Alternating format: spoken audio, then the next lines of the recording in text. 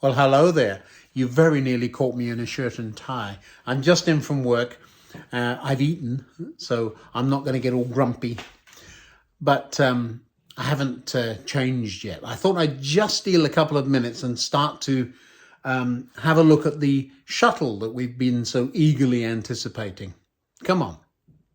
So now the basic object of the exercise is to get a little locomotive to run up a track, stop, wait, run the track the other way, stop, wait, repeat. All righty, so we've talked about this long enough. It really is just a case of pulling all the pieces together. Let me show you one of the major pieces. A fire engine. No, I'll show you.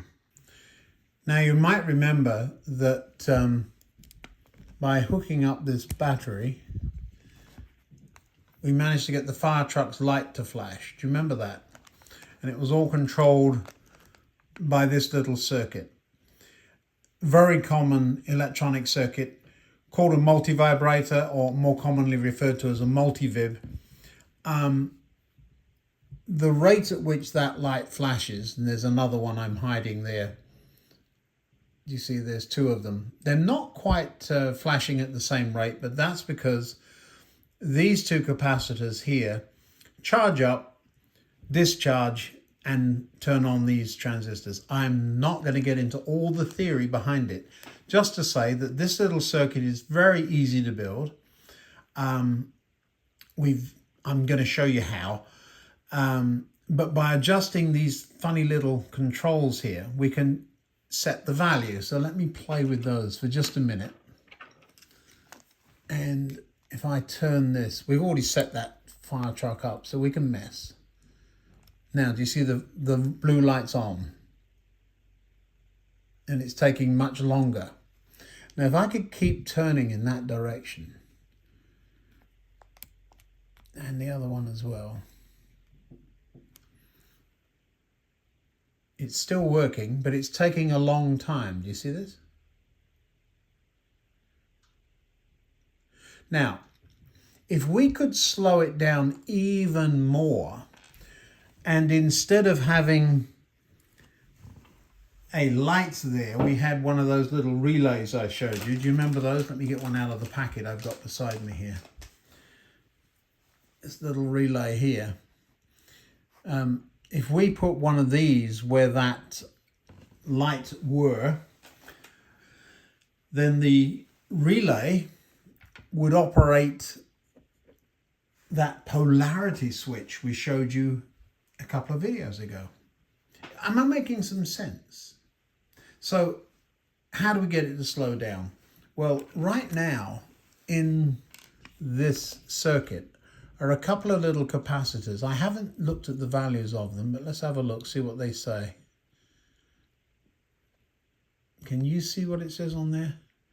10 microfarads at 50 volts. Well, this thing's only operating at 9 volts, so that wouldn't be a problem. Here's another one, and this one is 1,000 microfarads at 25 volts. So this would work quite nicely in there. So if we replace this and put this big one in there instead, then that would take a lot longer to charge, wouldn't it?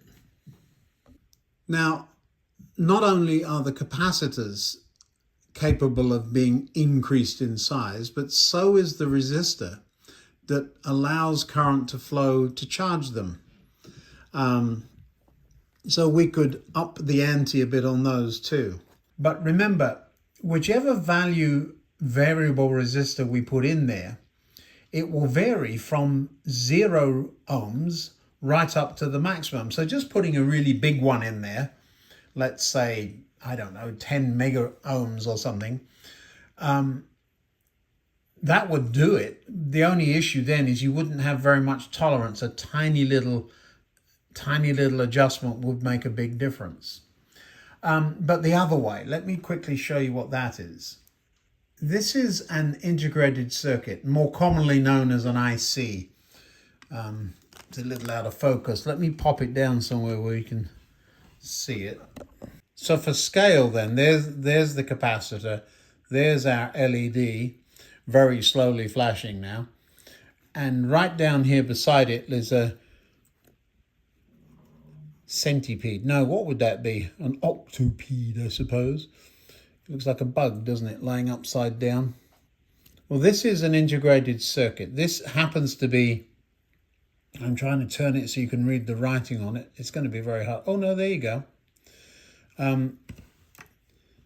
It's a 555 timing chip. See that? You can't see that because I've dropped it. They're tiny, as you can see. Tiny timing chip. 555 chip. Now, that chip, not quite accurately, but it's got more or less a few of those all tied up in it. Now, back in the day, we used to say, don't touch these pins and be careful with static material. This foam would be static. And so what we tend to do is pop them into holders like this one. And so the chip would go into that, and we have to bend the pins a bit. You see, they don't quite line up.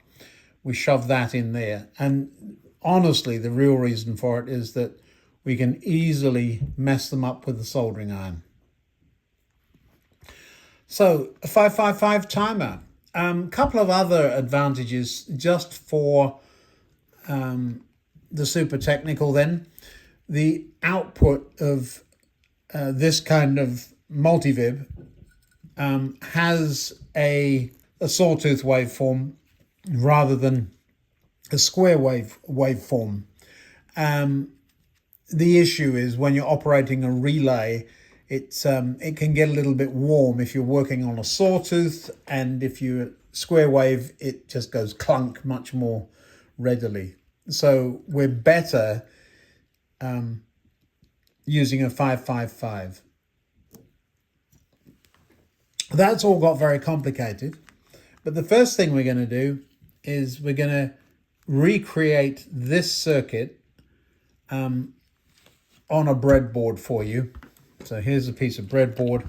I will, instead of boring you with very long video showing you how to do that, I will put it together on here, and then we'll take a photograph so that you can actually see the end product. So I'll try and put a multivib together on breadboard, and then we'll go from there.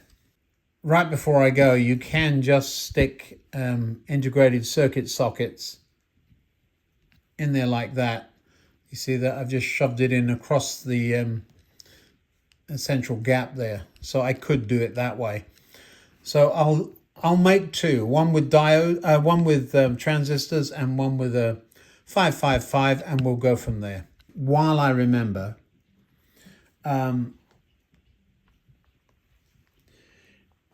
you can see that by me making an adjustment there, I've unevenly set these timings. So you see the red light is a light much longer than the blue. Let me give you a scenario where that would actually be desirable in our shuttle. Now, clearly, I'm talking about the ratios of time, not the actual time. So if we had, let's say, our locomotive comes out of an engine shed, parks in a station, waits, goes back into the engine shed, or we have a bubble car or a little train, for example, pulls into the station, waits a minute and then takes off again and goes off scene, but then waits several minutes before it comes back, it gives the impression of distance. So there is an advantage to having an uneven setting on the multivib. That's much easier to do, in my opinion, with a multivib versus a 555 timer, which tends to be more even. You can mess it up, but it's, in my view, much easier to do. You saw how quickly I changed those values. Anyway, enough of me talking. I'll get this done and get back to you. Well, now this is what a multi-vib circuit looks like on a breadboard. I've put this one together. I've used 500K variable resistors, and these are 100 microfarad capacitors. Over here, I had these in. These are, what are these? 330, I think, are they? Let's look. No, they're 220 microfarad capacitors. The shortest time I could make this circuit work with those in was about a minute. It's close, but you probably want the train moving a little quicker than that. Okay, we're going to watch one cycle here. Just watch how, there you go, and we'll watch another one. Watch how the LEDs come on and off. They don't just go splat and they're on. They sort of ramp up and then they're bright. You see that? And the one on the right dimmed. We'll watch one more. And so the one on the left this time will dim and the one on the right will come on, not very harshly. Watch. Drum roll, please. Oh, do come on. There you go. Now, the reason for that is that this does not produce a nice square wave. In other words, it doesn't switch it on and switch it off, splat, splat, splat. It's reliant on resistor values and capacitors discharging. Quite a simple circuit. I will draw this circuit out. If you want to make it, you're very welcome.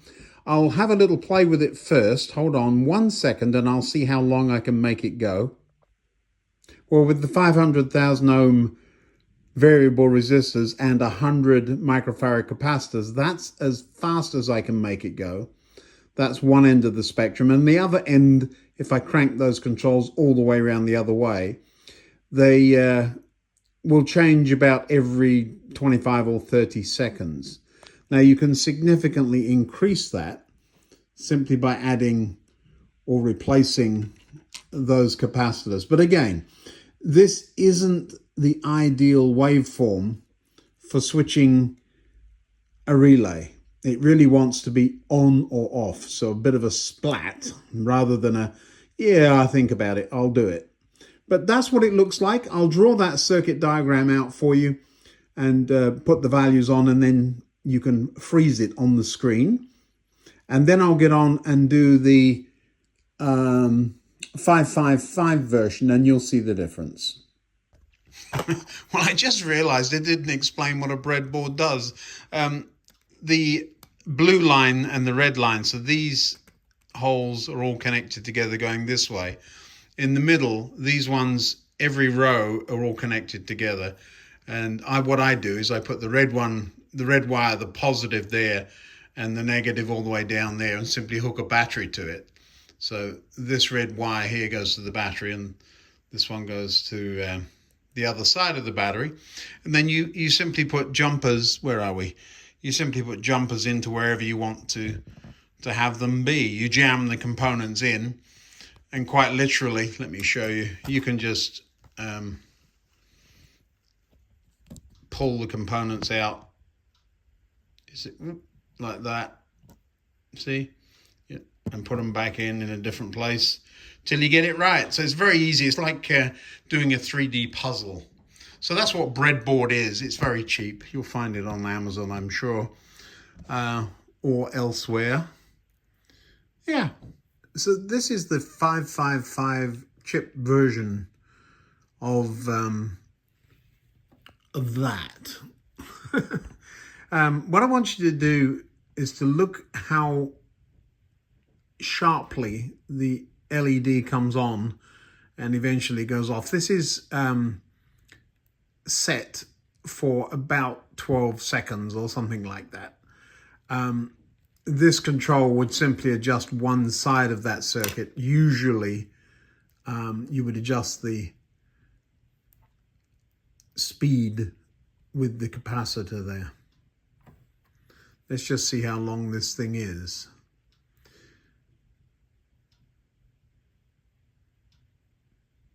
Six seconds.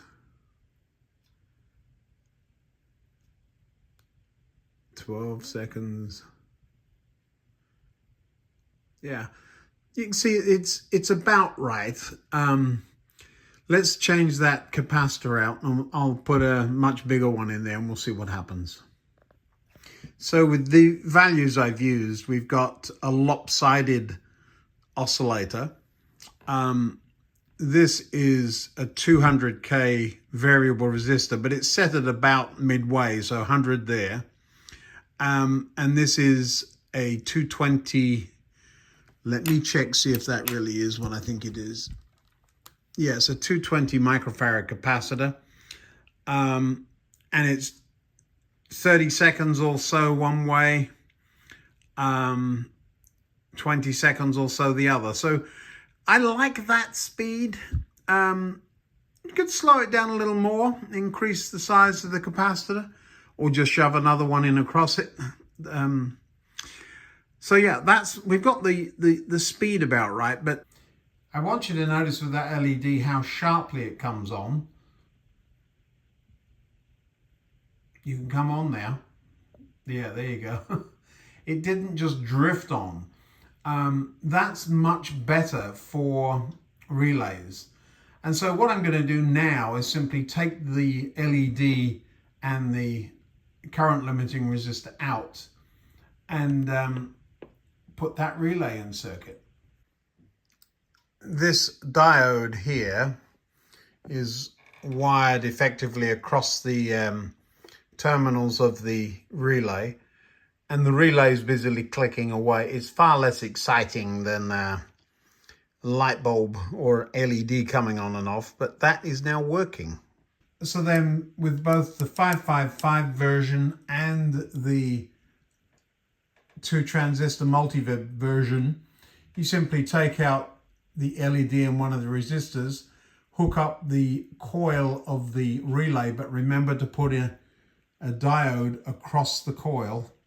So do you see the silver line? That in this instance points towards the positive rail. And what that does is it short circuit the what's called back EMF. When the coil inside the relay lets go, it makes electricity which flies back up those wires, and it will bust stuff up. Now, these modern day 555s are far less sensitive than they used to be, but they still don't like the kind of electricity we shove at the rails and trains. It's a bit sparky and noisy for them. So you're better off just finding a power supply. This one's running on a battery. You wouldn't want to do that. The battery wouldn't last all that long, I don't suppose. But you could just plug a wall wart into the plus and minus a 9-volt power supply. Same with the other one. The other one is far more tolerant of noisy electricity. So you've got the thing working and it's making a relay operate.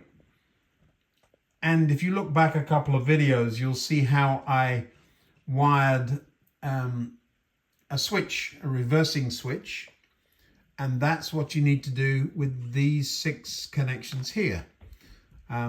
We'll do that in the next video when I put this circuit actually into a track circuit, so that you can see a train going back and forth along a track. Now it does look more complicated than it really is, but you've got a relay with a diode connected across its coil. I often solder them straight on there, but this one's effectively across the coil. You have a 555 chip, and I've put it in a socket so that you can count as another piece if you wish. You've got a capacitor, electrolytic capacitor, little baby capacitor here, 1 resistor. You could put a 100K in there. So 100K, 1K, that's a 200K variable, just gives you a little bit of flexibility. And that is it. All these other wires are simply so that you can join the pins where they need to be on a breadboard. Now, I will take this off of here and shove it on a circuit board so that you can see how tidy and small it gets. Now, values. This is a 0.1 microfarad. Now, micro and all those zeros, and nano and all those zeros. If you've got a multimeter, measure it. That's the easy way. These things are literally a penny or 2 pennies each, but they don't come individually, of course. So with these 555 timing chips, see that little notch in the end there? They sometimes have a dot where my screwdriver is, but they have a notch in the end always. And then the pin numbers are 1, 2, 3, 4, 5, 6, 7, 8. They go around that way. The transistors, it will depend which ones you're doing, but I'll draw that. Do you see that D shape? I'll draw that on the circuit diagram so that you can see what which pin's which. The middle one is always the base with that kind of transistor. This is an older electronics parts box. So whilst I've got hundreds of these 555 sockets, there's one in there just to remind me to order some more. There's individual transistors there, so you can get them individually. A few of those bright blue-white LEDs, a few others there. Bits and pieces. Resistors, I bought a box of resistors years ago. Just haven't used them all. Measure them. Instead of having to work out the color codes every time, just write it on there. The little itty bitty capacitors, I happen to know that the blue ones are 0.1. They have markings on them, but it's a 102. I wonder what that means. So just measure them, and they come on a strip like that. And then a batch of these I've salvaged. These just bought a packet for £1 at one point. Transistors. These are power transistors, but you get the idea. The whole box, you could probably buy the whole box for $20 or something like that. Yeah, have a go. See what you can come up with. I know you want to see a train go. I'm very sorry. Well, sometimes what we do in the background to make the trains go is important too, isn't it? Well, of course, I've changed since the start of the video. I went away and had a sleep and came back the next day. There are several projects strewn across the workbench I need to clean up, don't I? My word, what a mess. I thought I'd knock these electronic projects out for you really quickly.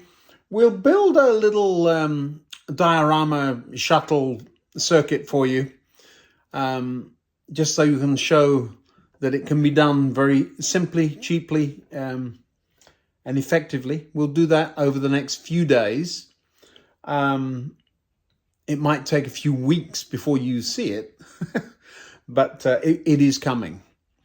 I've still got to build the station subways. That's my next project. I see we've gone over 1,000 subscribers.